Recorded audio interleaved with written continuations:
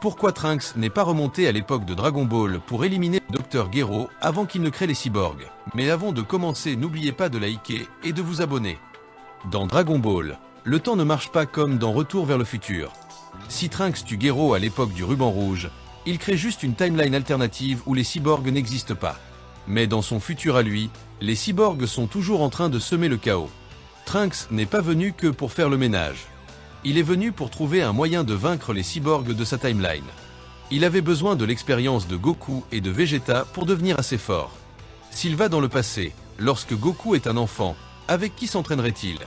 D'ailleurs, même si Trunks éliminait le docteur et empêchait ainsi la création des cyborgs, il condamnerait cette timeline.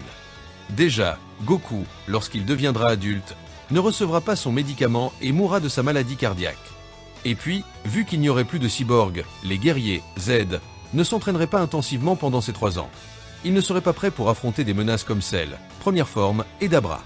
Ils n'arriveraient donc jamais à arrêter la résurrection de Boo, ce qui signerait la fin de cette Terre. Voilà pourquoi voyager à l'époque du retour de Goku sur Terre était la meilleure solution. Pensez-vous qu'il y avait une autre solution?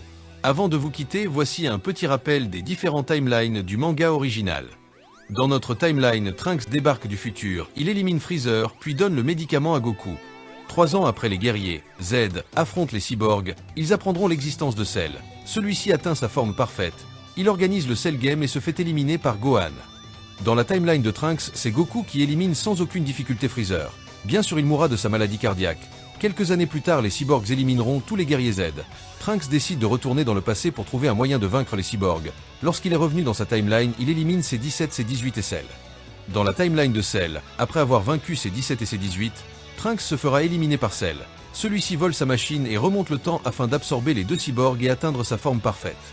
Il existe une autre timeline, mais dont un peu d'informations. On sait juste que le Trunks de la timeline de Cell est parti dans le présent et qu'ils ont trouvé une méthode de vaincre les cyborgs sans être plus forts qu'eux. Donc voilà, au total dans le manga Dragon Ball, il y a 4 timelines. Merci de m'avoir suivi jusqu'au bout. À très bientôt pour une prochaine vidéo.